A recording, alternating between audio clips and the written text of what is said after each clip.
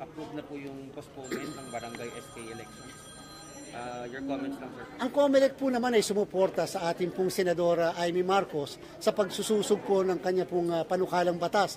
Sinabi po natin yung consequences, yung positive at saka negative consequences, at naniniwala naman tayo yung sa wisdom ng ating pong legislature. Kaya lang po, sa ating pagkakaalam, wala pa pong kilos kung meron mang counterpart sa House of Representatives. At dahil dyan, dahil wala pong kilo sa House, baka po hindi pa ito maipasa kaagad sa kasalukuyan. Kaya po sa kasalukuyan, yung pong aming komisyon, tinalaga namin si Commissioner Ray Bulay upang pamunuan yung Project Management Office para sa barangay.